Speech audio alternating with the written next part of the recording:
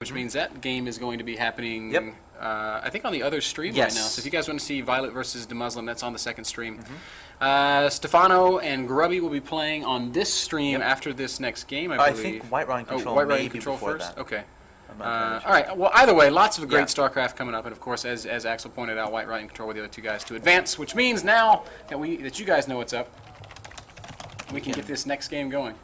Yes, ready, go, go, good luck, have fun. TSL.Polt versus State.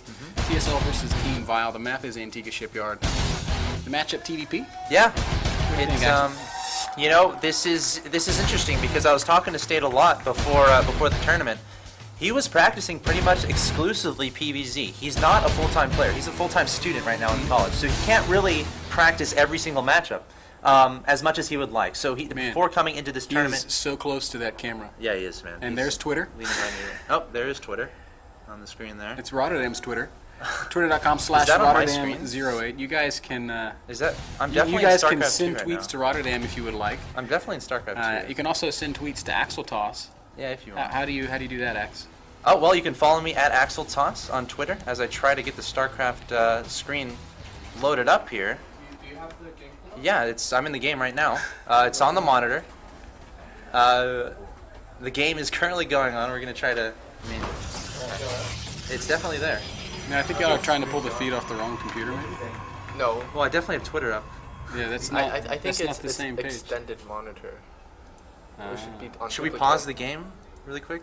No, it's cool. We can just sit here. You guys can see our producer. Excuse the difficulties here. I guess we'll have to commentate the game without. It's all good. We have things worked out. Our Gunrun walked into the room, and when that happens, shit just starts working. Yes, Gunrun is saving esports. Okay, cool. Okay, let's go switch back. Yeah, I'm all tabbing back in, so that screen should. And we're back. And, are we good? I hope so. Yes, we are. It's a great success. Crowd is definitely happy. Gunrun is a wizard. Double fist pump into the air from Gunrun there. Yes, indeed. We need a picture of that. Gosh, that was a Kodak moment. I swear, Gunrun needs to wear capes to these events. He does. He is a superhero. He absolutely is. He should wear capes everywhere, actually, not just events. I think everybody should wear capes everywhere. You're right. Why did that used to be like in vogue, and now people just don't wear capes anymore. When we own a country, that's going to be the first rule in the Constitution. You must wear a cape. All right, so I'm going to go ahead and introduce the players. In the top left-hand location, we have the blue Protoss player, State, representing Team Vile. His opponent in the bottom right, we have the red Terran player, Polt, from Team TSL. As we hear the cheers. Yep, there are some Polt fans in the audience. Absolutely. This is the first stream game of Polt. Actually, both these players have yet to be streamed today. Yeah, and State is on the record as saying he's a little bit nervous about it. Oh yeah. Again, I mentioned this a little bit before. I talked to him a little bit. He didn't practice this matchup that much, to be honest. And the bracket came out, and he realized, oh my gosh, my bracket, there's a lot of Terrans in it. So we'll have to see what he has up his sleeve here. I would imagine it's going to be some sort of quick expand build. Probably not going to take that second gas. Rather, might get a Zealot out and a Stalker and then take his natural expansion. Of course, you have to be careful, though, because a lot of Terran players love sometimes going for that 2-Rax play and then doing some aggression. But here we can see no gas from Polt, so probably going to be a 1-Rax fast expansion. Yep. This is one of the, I guess, prevailing styles these days in the matchup. Terran players loving basically the huge longevity that they can get off these fast expand builds. Oftentimes we see double orbital. And it wouldn't surprise me at all if we saw Polt plant another command center here in a minute or two. Yeah, that could definitely happen. Of course, it is a little bit risky whenever you expand that fast. But on the other side of things, I've seen Protoss players once they sniff that out, try to get a fast third Nexus, which is doable, but definitely very risky. As State trying to find that SCV from Polt, will he get away? Man, Polt was being so thorough with his scout there, really trying to babysit it, but it does get picked off by this first Stalker. Nexus going to go ahead and go down for State, so he is playing a very macro-intensive style as well. Yeah, Sentry on the way too. Again, electing not to build anything while getting the resources out for that Nexus. Meanwhile, Polt adding on his first gas, adding on 2 racks as well, so going for that bio style. Not surprising at all. Also adding on that bunker outside of his natural expansion just to stay safe. State going to scout up there with the Zealot. He's going to get picked apart a little bit, but going to back away. Only lost about 13 health. and should regen those shields pretty soon here. Yeah, adding that bunker is so key. It just means that any sort of early stalker aggression can't really get a whole lot done. He's got the high ground advantage, and then with the units inside of that bunker, you would basically be sacrificing a stalker to try to get up there. It would never work. So we will have the early expands completing for both these guys, and the follow-up for Polt looks like it's just going to be a big bio play. Yep. He's getting his first add-ons going, so he can start combat shield and start stem and do all of that, while State looks like he wants to just add gateways and play it that way. Yeah, and a little bit more about this map. I don't think we've seen a PvT today on stream, if I'm remembering correctly. No, I don't think there's been a PvT played. Yeah, so we have some new stuff to talk about. I mean, on this map, a main attribution. The main base is a pretty far distance away from the third. A lot of Terran players love doing that draw play, dropping into the main base while having their goal being, I'm going to take out the main. I'm going to take out the third. I guess I should say. I'm going to take out the third of my opponent while I drop into the main. And again, as a Protoss player, you have to have perfect splitting of your units to make sure you don't send too many units to a certain place. Don't send the wrong unit to a certain place. I've seen some players accidentally send 5 sentries at 4 Marauders while keeping everything else on the other side. You don't want to do that because sentries, they don't do damage. So you have to be very cautious of that as a Protoss player to make sure you split your units correctly. Yeah, you're exactly right. It becomes, that's one of the real difficulties of playing against Terran for the Protoss, is just allotting your units correctly, putting a couple here, a couple there, making sure that you don't die to crazy drop play. State went Robo first, and for a second I thought that meant he was going to play Colossus, but he's actually going double Forge now. So, and this is sort of the prevailing style for Protoss these days in the matchup. Get those upgrades going, and then get into Charge Lot, Archon, High Templar.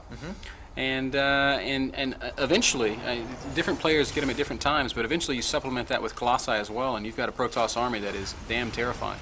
Yeah, that is absolutely true. And the High Templars, again, they can help with those drops. Just plant one at one of your bases, just feedback any medevacs that come forward. Of course, make sure you do that before the Terran units actually drop. And it looks like Polt's going to push out to the middle of the map. And this is a really scary push. I'm not sure if State's Observer spotted that. The Stalker definitely did, though. And oh man, lots of Marine Marauder. Actually, Polt is just going to clear out the center and then go back, and the Observer of State's there to spot it, so he knows that he doesn't have to freak out too terribly much. Yeah. Had Polt pushed, what does State really have? He's got That's the thing. He's got a handful of sentries. He could have probably force fielded for a long time, but yeah. But that's about all, man. But he's gonna have an Immortal popping out, upgrades finishing up, and where's that Twilight Council? He doesn't have one yet, which is a bit of a. He should add it pretty soon. It needs to be coming soon because +1's going to finish. Yeah. In just a little while, especially with Chrono Boost.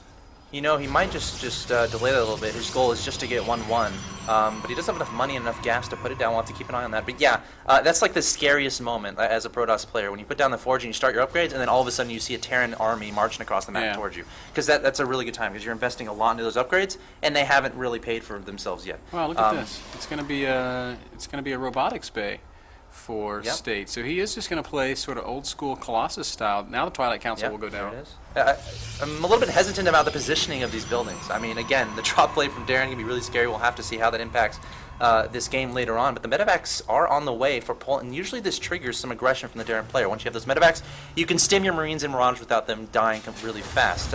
You can heal those up. So we'll have to see if he decides to do a drop, or if he decides to do some aggression, of course, on this map. Again, very good. You can push the front, drop in the main in the smoke, perhaps, and just really spread your Protoss opponent apart. Robotics Bay is finishing right now for State. Man, State is doing so much. He's getting double upgrades. He's getting Colossus with Thermal Lance. Yeah. And now his Twilight Council is finishing. He's only on 2 bases. He can't really afford all of that. We can see he's producing a Colossus and he's getting no units. So he's really cutting units to get this tech and to get his upgrades coming out. Stemming forward is Polt with the Marauders to the third, taking down that pylon that will not survive. State chrono boosting the heck. Actually, not chrono boosting him. He should be chrono boosting the heck out of his robotics facility to get that Colossus out, and also Thermal Lance. Wow, State's actually going to push down right now, and I don't know what in the world he's thinking. He doesn't have charge. He's got a lot of force field. 1-1 is also done, so if he could fight with 1-1 and land some great force fields, then maybe, but I mean, it's definitely iffy to be pushing out on the map like that. Yeah, absolutely. And Polt, he's fine right now. He's taking a third behind this, just trying to prevent his opponent from taking a third while getting a third up of his own, trying to get himself an economic advantage for the later stages of this game. That being said, though, State starting the +2/+2 upgrades. Thermal Lance is almost complete. Probably won't want to engage until that Thermal Lance is done. In which case he would feel comfortable as Polt scans and takes down that observer. But no Vikings on the way just yet for Polt, so we'll have to keep an eye on that. Yep. And here comes the army of State. He's going to push forward and pick off this factory. We saw Marine King at the MLG Winter Arena showing us just how annoying those factories can be. A little bit of action on the around the third base.